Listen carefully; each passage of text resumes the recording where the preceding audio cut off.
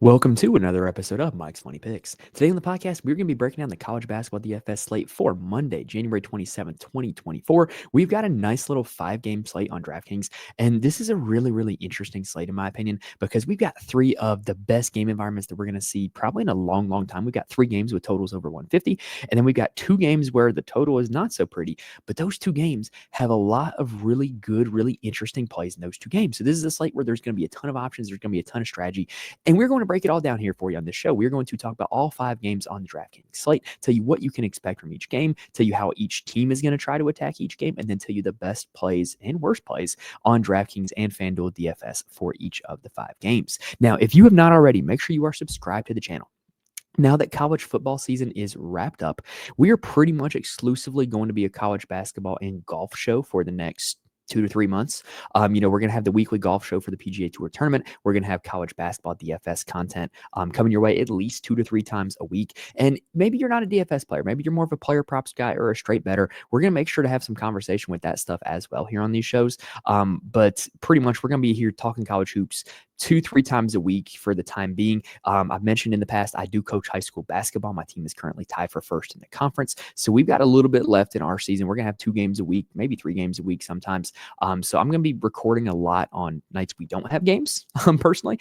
So like Tuesday and Friday nights are really tough because those are the nights we have games, especially if we have a road game. So I'm going to be trying to record as much content as I possibly can. If you're subscribed to the channel, then you will be able to have access to all of our episodes as they come out. And if there's ever a night where I don't have an episode, well, follow me on Twitter at Mike's Money Picks, because I'm either going to have a Twitter thread of just kind of my thoughts of a quick breakdown on the slate, or I'm going to be in the Fantasy Corner Discord. More about that later, with either my game notes or just breaking down the slate all day long. But there's plenty of ways to get my thoughts and my content for slates that I don't have a full episode for. Just wanted to make sure you guys were aware of that. But anyway, that's going to do it for the introduction. Like I said, we got 5 games to talk about and a lot of interesting plays to talk about. So let's go ahead and dive in.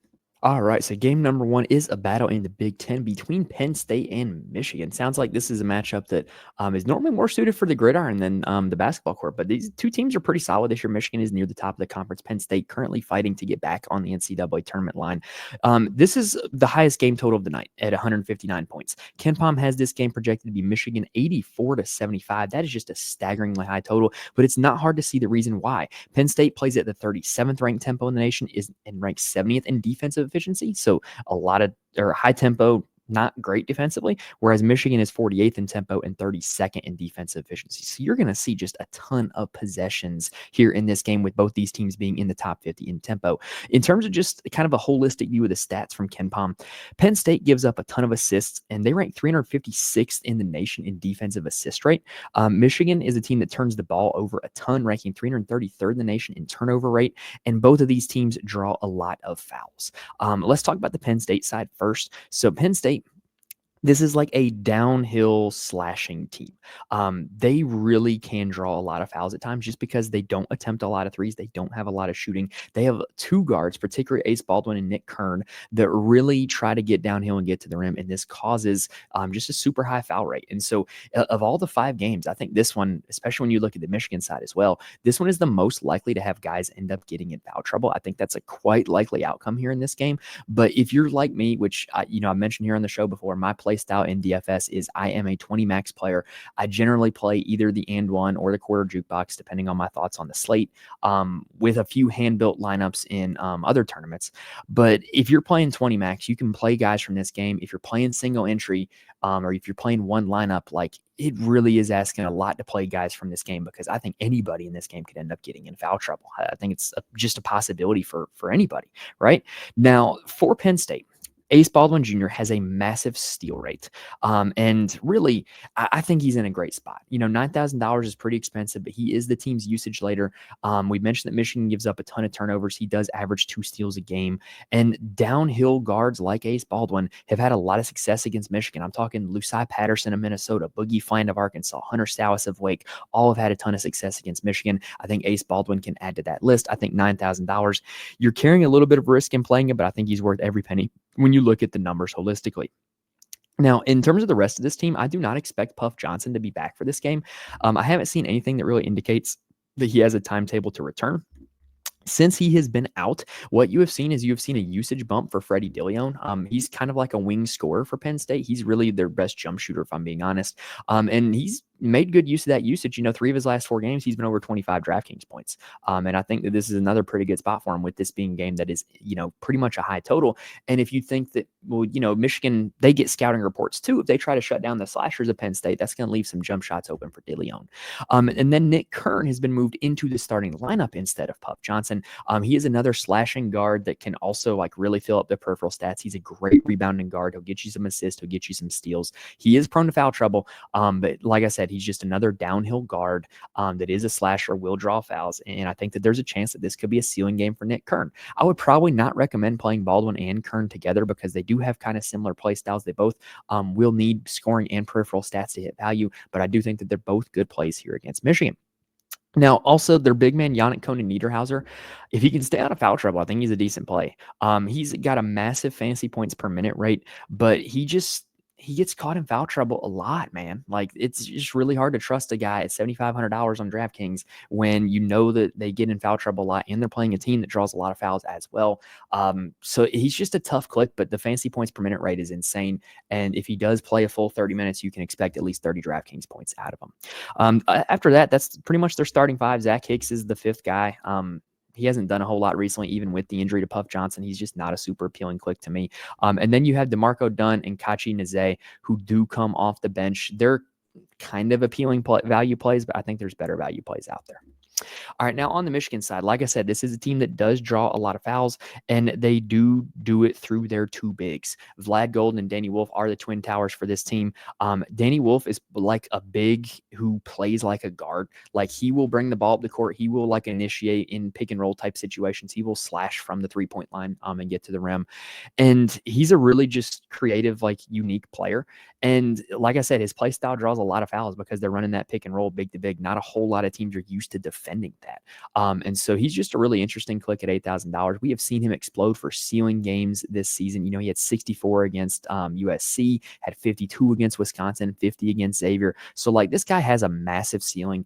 And I do think that there's a chance he could get to that ceiling. But again, he's got to stay out of foul trouble on the other end as well. The good news is that this Michigan team, they do draw a lot of fouls, but they don't get in foul trouble very often. Vlad Golden and Danny Wolf have very low fouls committed per 40-minute rates. Vlad Golden, speaking of which, is the center for Michigan that is on the receiving end of all these pick and rolls with Danny Wolf. He is a slightly better rebounder than Danny Wolf. He is not quite like the versatile scorer Wolf is. He is taller. He is bigger. He will get to the foul line a ton as well. And he also has a pretty big ceiling. He just had 54 fantasy points against Northwestern a week ago. So I'm definitely interested in him as well. But again, both of these guys, they have around a 25% usage rate on the season. They have pretty good fantasy point per minute rates. They got to stay out of foul trouble, which they're normally pretty good at doing. The other guy I want to talk about, I do feel like generally these Michigan guards are overpriced. Donaldson and Burnett, they're not. I just don't see the reasoning for paying $6,200 for Trey Donaldson. I just don't. He had the big ceiling game against UCLA, but last 4 games hasn't put up over 26 DraftKings points. I'm just not that appealed. I just don't see the appeal. Namari Burnett's the same way. The guy I'd rather play is Roddy Gale Jr. at $4,900. When he was at Ohio State, he was their best offensive player last year, and he is a guy who can lead an offense. He just hasn't been asked to do that a whole lot, but the usage is still there. He's nearly at a 23% usage rate on the season. He has missed some games for injury. And last game, he only played 21 minutes because they got absolutely shellacked by Purdue, but he had a 21% usage rate in that game. And so if you're going to give me a guy north of 20% usage at $4,900 who should play nearly the whole game if the game stays close, I'm kind of interested in Roddy Gale as a value play at $4,900. And for the bench for Michigan, Reuben Jones and Will Shetter will play a decent amount of minutes off the bench, but I don't know. It's hard to recommend them. They're probably not going to make my player pool. Game number 2 is another supremely high total between Iowa and Ohio State. KenPom has this one as being Ohio State 83-75, which is a game total of 158 points, which is second on this slate. It's pretty easy to see why. It's because Iowa's involved. Every game that Iowa's in, pretty much has a ton of points scored. Iowa ranks 31st in the nation in tempo, 157th in defensive efficiency. So you're getting a lot of possessions against a bad defense. Whereas Ohio State ranks 180th in tempo and 29th in defensive efficiency. So Ohio State's a little bit of a minus matchup for Iowa.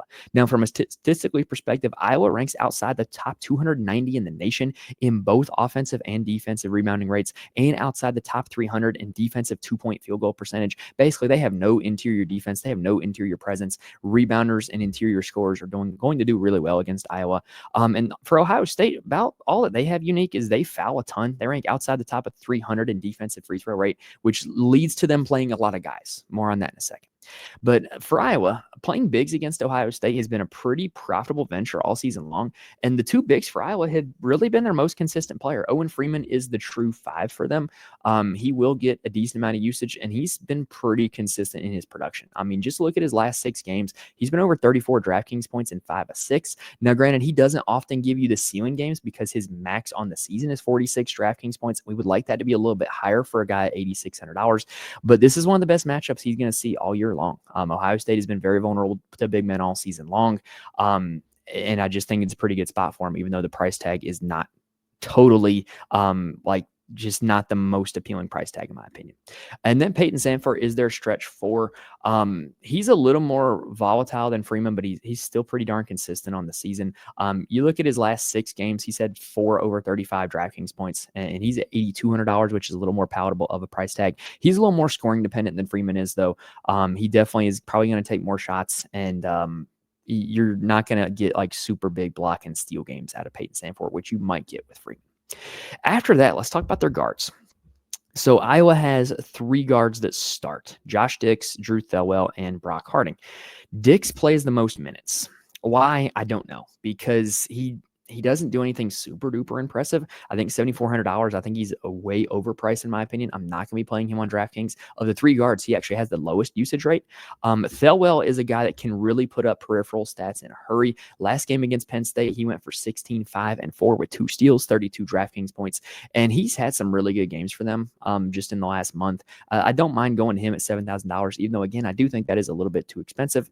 Brock Harding plays generally the least minutes out of them, but he has a super high assist rate. He had 9 assists against Minnesota in only 21 minutes played. So if you do think that this game shoots out, I think Brock Harding makes a lot of sense as like a stack partner, because if he's getting a lot of assists, well, then somebody else is scoring the buckets.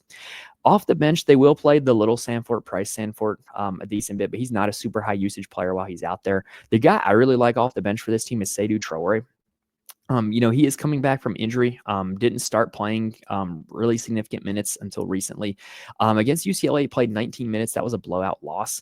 Put up about 15 DraftKings points. Then against Minnesota, which was a close game, he played 27 minutes, put up 23 DraftKings points. Against Penn State, 13 minutes, 11 DraftKings points. There's a chance that if he plays around 20 minutes in this game, he could absolutely smash his price tag at $3,800. And this isn't a great game environment. And like I said earlier, a lot of the other value plays are, in some of the lower total games. And so if you play a guy like Traore, who's a value in a great game environment, you could be doing something that's going to make your lineup a little bit unique, but also give you a little bit more upside than some of these guys who are in poor game environments. All right, now on the Ohio State side for this game, this is it's a frustrating team to play DraftKings on, I got to say. Devin Royal is their highest usage player. He is their power forward. He's a little bit of a small ball power forward. He's not very big. He's not that much of a shooter either, but he's their highest usage player. When he's out there, he's going to have the rock. He's going to have plenty of opportunities to score. Last game against Purdue, he played 36 minutes, took 9 shots, took 10 free throws, 16 and 6 for 24.5 DraftKings points. We want a little more DraftKings points than that for a guy who's $7,100. But like I said, he's getting the ball a ton in his hands. And against Iowa, that's worth a lot. Iowa is a team that tends to let stars be stars. Like guys who are high usage players tend to have big games against Iowa. You can just look back in all the box scores. Superstars tend to go off against Iowa, and Royal would be one of those guys for Ohio State. Second on the team in usage is the floor general, Bruce Thornton. He's had exactly 30 DraftKings points in each of the last 3 games, which makes his price at $8,400 a little bit of an overprice in my opinion. We always want at least 4x value for the salary. So at $8,400, we really want about 33 to 34 DraftKings points, and he hasn't done that in 6 games. The upside is there. The matchup is great, but the price tag based off recent production is not what we're looking for. After that, Micah Parrish has been great recently for Ohio State. Michi Johnson is out of the lineup, and Micah Parrish is kind of like what's the word I'm looking for here? Like replacing his production. Last 2 games, Micah Parrish has been over 31 DraftKings points in both games. Again, this is a great matchup for Ohio State. If Parrish continues this recent play, he has another chance to smash at his price tag. After that, though, everybody else pretty much splits the remaining minutes. Those are the 3 guys that are going to play a ton because they all will get in foul trouble and they'll all do dumb stuff that gets them sent to the bench. That they're a really frustrating team outside of those top 3 guys. We mentioned that Iowa is a poor rebounding team. Both Royal and Parrish have really good rebounding rates. I definitely think that you can give them a little bit of a boost for that. But after that, Mobley is going to start, and Sean Stewart has been in and out of the starting lineup. I think he's been in recently, but they're not super consistent with their production. There's times where they'll play 35 minutes. There's times where they'll play 16 minutes. You just don't really know what's going to happen because guys off the bench like Quest Glover, there's times where he'll play 23 minutes, times where he'll play 11. Evan Mahaffey, there's, a game where he played 34 minutes, a game where he played 7 minutes. Aaron Bradshaw, a game where he played 8 minutes, game where he played 21 minutes. You just don't really know who's going to play outside of the top guys. But what we do know is with the Iowa matchup, this is whoever's going to be on the floor is going to be putting up DraftKings points. It's just really hard to pin down who's going to be on the floor after Thornton, Royal, and Parrish. So if you just want to restrict your player pool to Thornton, Royal, and Parrish from this Ohio State side, I wouldn't blame you for that. I think that they're very worth targeting for that reason. All right, we're going to go ahead and take a quick breather, and then we're going to jump into game number 3. Now, before we get to game number 3, I do want to mention there are places where you can get some more information from me. First off, like I said earlier, you can follow me on Twitter at Mike's Money Picks. I'm going to do my best to make sure I have a Twitter thread out there of data and information for all the slates that I don't have an episode. And if you have any questions about lineups, like start, sit, whatever, feel free to reach out to me. I'm more than happy to answer. I'm also in the Fantasy Corner Discord. The link is in the description on YouTube as well as on the audio feed. Basically, the Fantasy Corner Discord is a community of a lot of really smart, really good people who play DFS for a lot of different sports, and college basketball is one of them. The college basketball chat in there has been jumping recently. We've had some big-time GPP winners in there that are always in there talking plays, strategy, getting more data out for everybody. It's just a great community to be a part of. And if you're really looking for people to talk DFS with, or just looking for somebody to sweat it out with and just, kind of just have fun with, it's a great place to go, and I cannot recommend it enough. Also, if you do want to know who actually makes all my DFS lineups after these episodes, head on over to Patreon, patreon.com/Mike's Money Picks.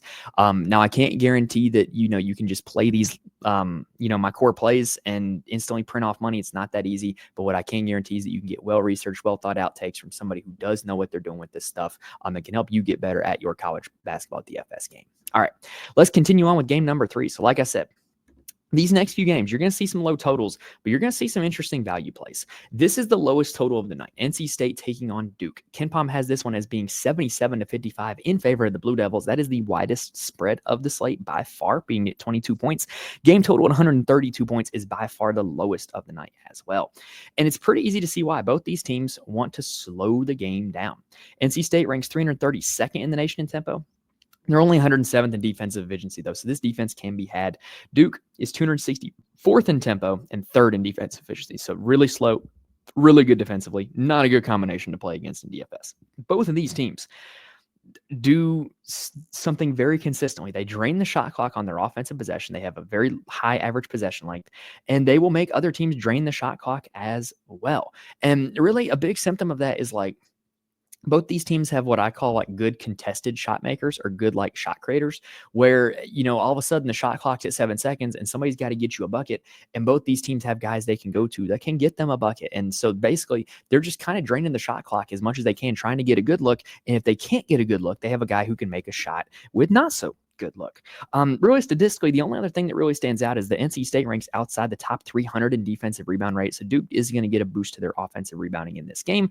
And weirdly enough, normally we think of Duke being the team that gets the favorable whistles in college basketball. They haven't been this year. They do not draw a lot of fouls. So teams tend to stay out of foul trouble against the Blue Devils. All right, so let's talk about NC State. So Marcus Hill is their highest priced player at $6,900. He has been objectively one of their best players in recent weeks. I think $6,900 is a ludicrous price tag, though. He's not going to make my player pool for that reason. He is getting a ton of shots, but he doesn't do a ton with peripheral stats, and this game environment is just not great. So I'm going to pass on him at $6,900. I'm going to opt to play Jaden Jaden Taylor at $5,600 though. So Jaden Taylor, higher usage rate actually than Marcus Hill. You can see just the shot volume in the last few games has been great. 13, 13, and 14 plays nearly every minute. He's not exactly an efficient shooter, but he's going to get a ton of shot attempts. He's going to get you some rebounds as well, and he's going to be out there on the floor. And in the last 3 games, he's put up 26, 28, and 28 DraftKings points. That'll do at a salary of $5,600. I almost think this 2 salaries for Hill and Taylor should be swapped, if I'm being honest. But Taylor's a super appealing play at $5,600 in my opinion. Just know he's going up against Duke. It's a really good defense. It's a defense that they're projected to score 55 points against, and it's projected to be a slow slog of a game. But when you look at his game log, they only scored 57 against SMU. He had 28 DraftKings points. They only scored 62 against Cal. He had 28 DraftKings points. So, he can get there in a bad game environment. He can get there in a poor matchup. And $5,600 is a very reasonable price tag for Jaden Taylor. I think he's going to be quite popular on this slate as well. Now, after those 2 guys, Dontrez Styles is really like the next guard type player that sees a lot of usage, but it's just super inconsistent. He's down here at $4,900, which means you don't need a whole lot from him. But it's hard to really invest a whole lot in NC State because they're only projected to score 55 points, which is by far the lowest of the slate. They also play Mike O'Connell a good deal. He's a guy who plays a ton of minutes, doesn't have a super high usage rate, doesn't even have a super high assist rate. So I'm just not really all that interested in him at $4,500. Their 2 bigs are Middlebrooks and Huntley Hatfield. Middlebrooks is kind of like a turnstile down low. He's not a great interior defender. So he doesn't play a ton of minutes for that reason. Whereas Huntley Hatfield's a little bit better athlete, but he's prone to fouling, and they don't even give him all that many minutes either. In the last 3 games, the max he's played is 19. So it's just really hard to get excited about anybody on NC State other than Jaden Taylor. What they've also been doing lately, they've also been kind of having a slight changing of the dart in terms of their bench minutes.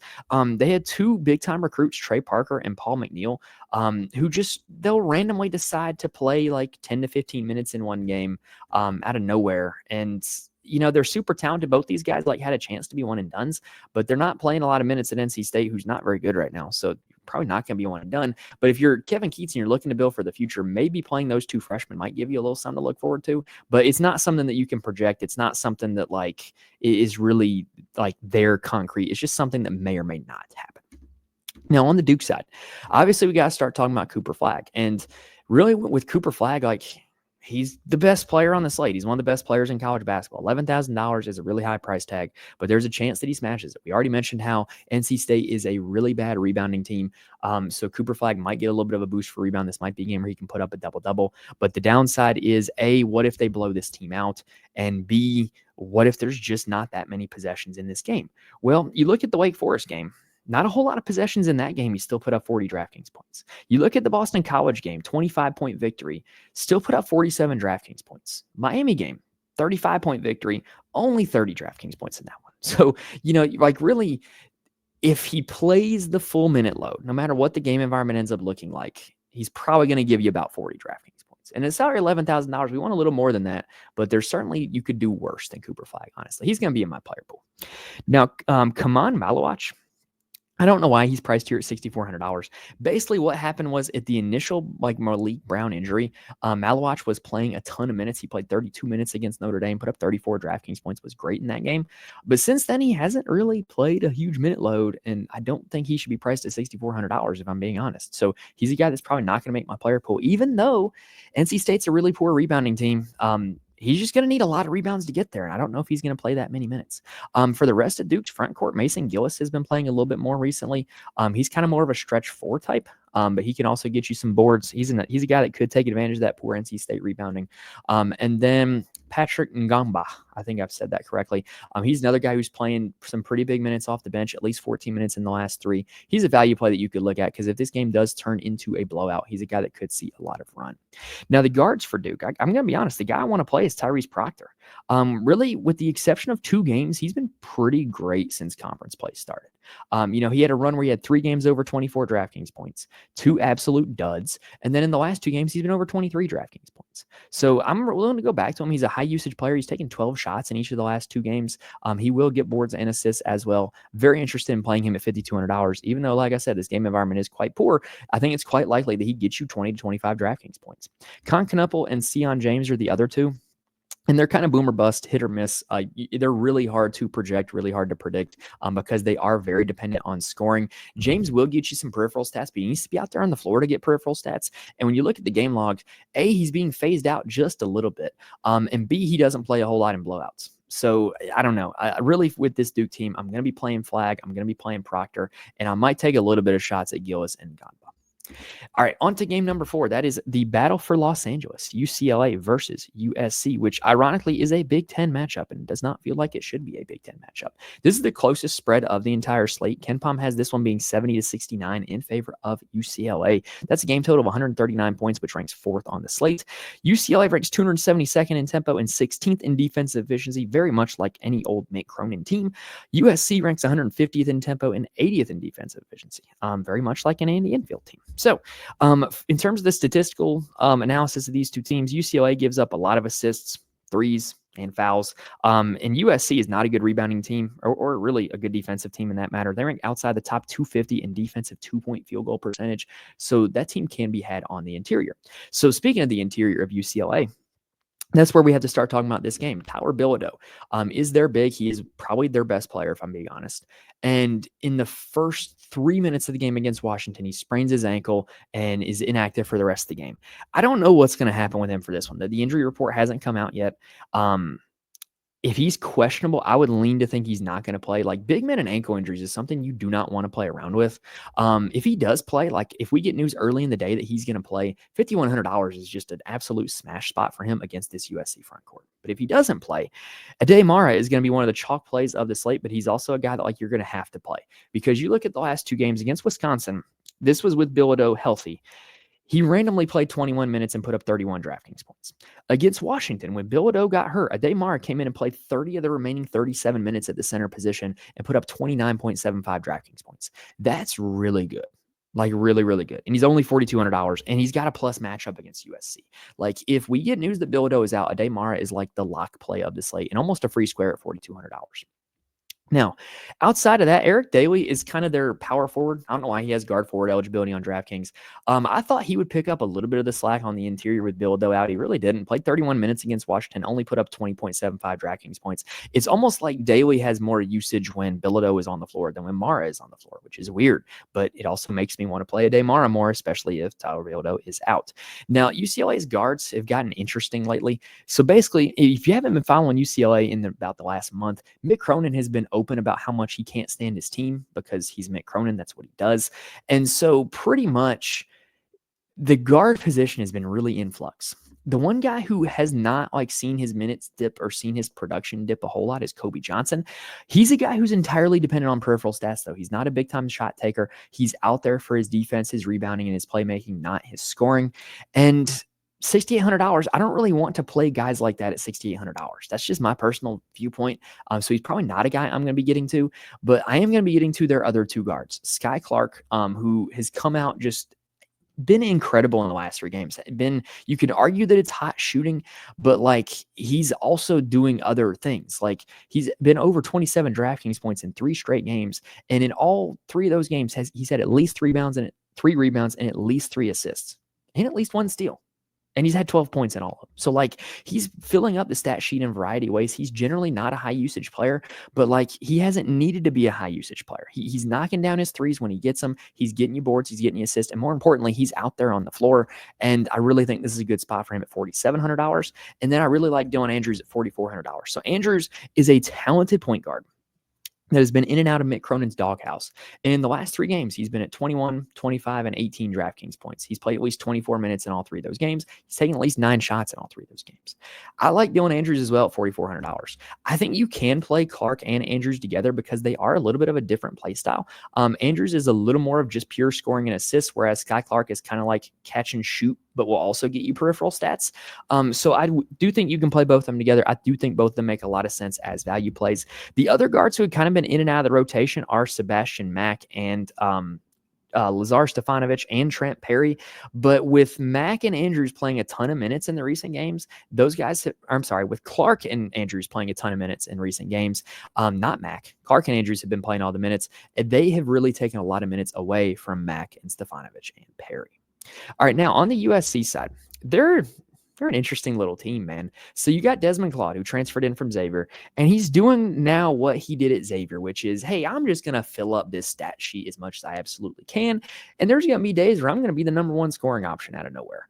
And on those days, he can really fill up a stat sheet, man. Like 3 of his last 4 games, he's been over 34 DraftKings points. That's what we want to see. 3 of those 4 games, he's been over 16 shot attempts. The one game he wasn't was against Wisconsin, where he was in foul trouble.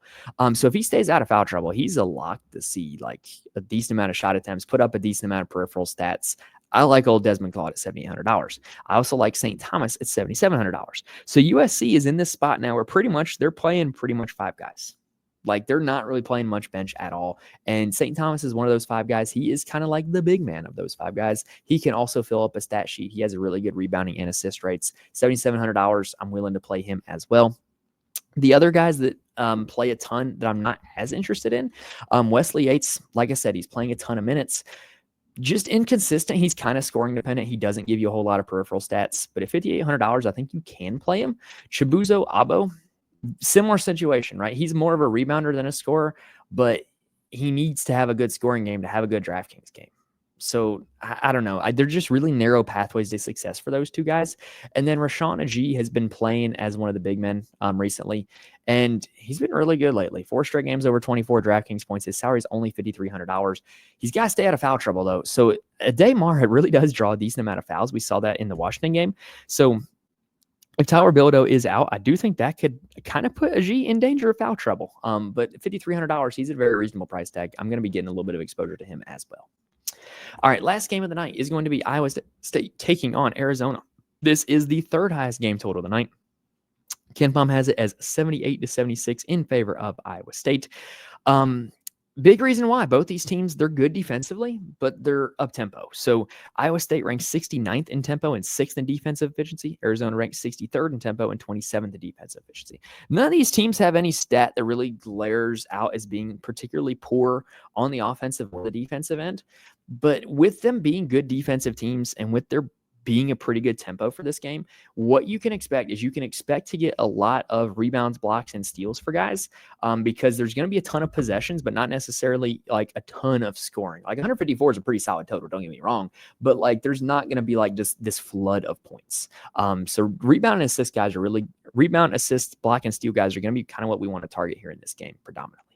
Now on the Iowa State side, so the injury to Milan Momcilovic has forced them to play a little bit of a different style than what they normally do. They now start 3 guards.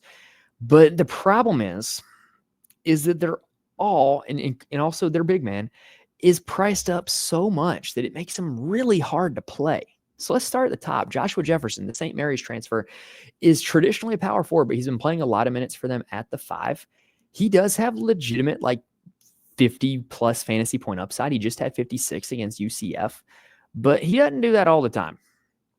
And $10,200, I'd rather just pay up for Cooper Flagg or pay down to somebody like Ace Baldwin, if I'm going to be honest with you.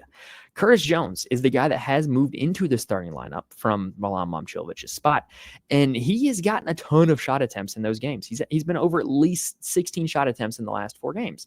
Now, granted, how much of those fall has largely determined his DraftKings scoring. He's up here at $9,800 now, though, and that's just way too much.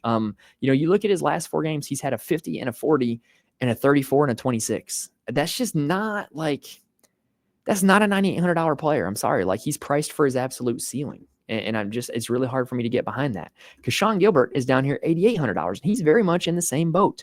In the last 4 games, he's had 1 46-point game and 3 that are under 24. That's not what we want.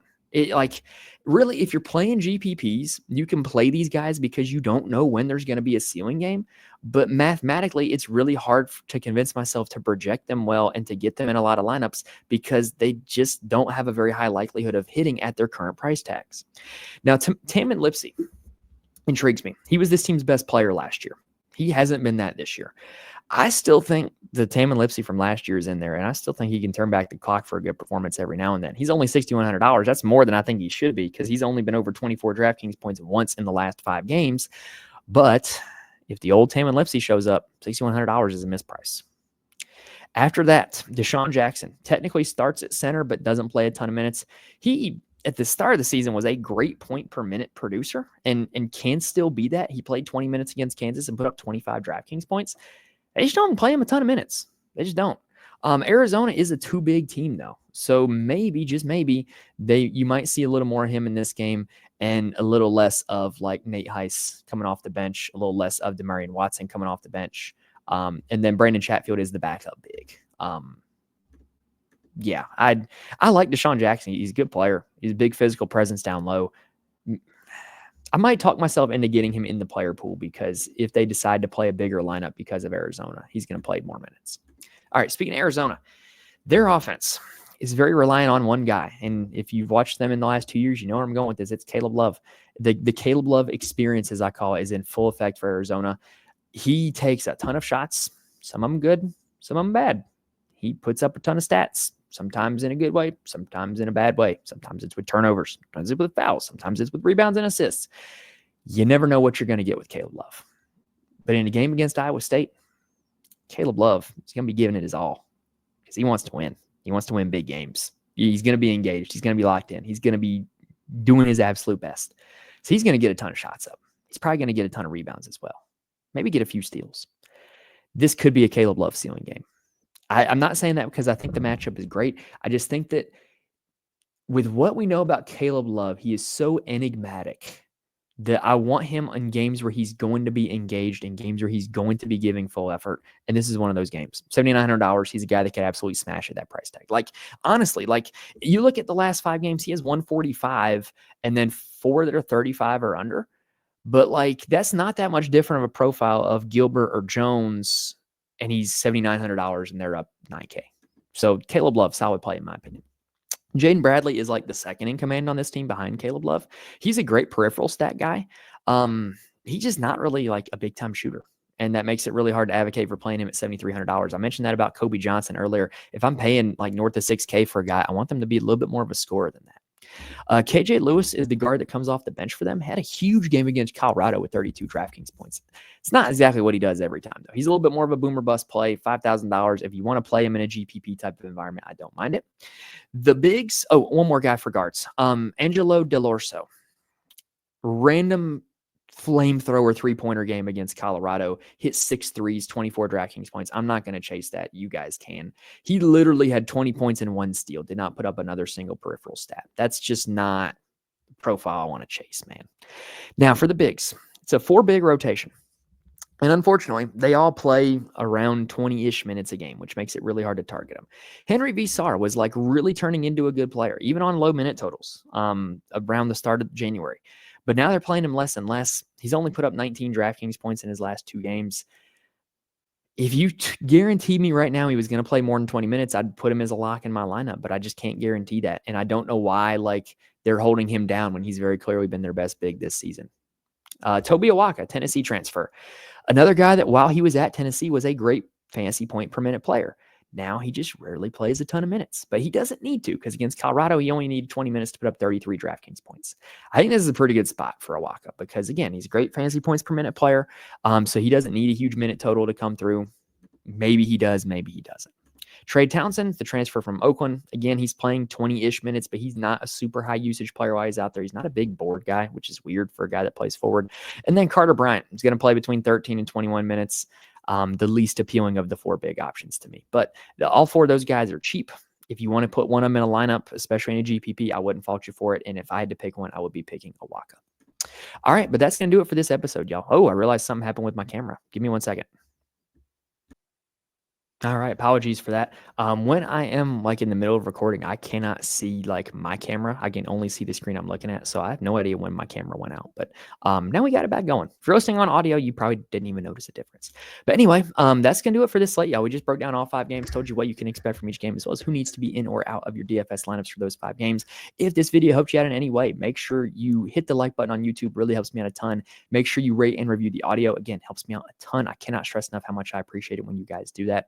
And then make sure you're subscribed to the channel. That we can be with us for the rest of our college basketball content all the way through this week, next week, and all the way up until the NCAA tournament. But yeah, that's going to do it for this episode, y'all. Remember, if you do want more from me, follow me on Twitter, join the Fantasy Corner Discord. If you want the core plays, head on over to the Patreon. Remember, I can't guarantee which nights I'm going to be able to have these shows, but I can guarantee that if I'm not recording, I'm going to have a Twitter thread or I'm going to have some form of content in the Discord. So make sure you follow me on Twitter, join the Discord if you want access to that on the slates I don't have a full episode for. But that's going to do it for this episode, y'all. Like I said, I'm feeling pretty good about this Monday slate. Really looking forward to it. We got 3 great game environments. We got 2 games with maybe not the best game environment, but great plays in it. So it's just a really interesting slate that's going to open up a ton of strategy. You know, I've always been of the mindset where I would usually rather get my value plays from the higher game totals, but this slate totally flips that on its head where like the best value plays are in the worst games. So we're going to see how it plays out and if those best value plays actually end up being the best value plays. So that's going to go ahead and do it for this episode, y'all. So thank you guys for watching and listening to this point. Best of luck to you guys on the Monday slate, and I will see you guys sometime later this week. See you guys.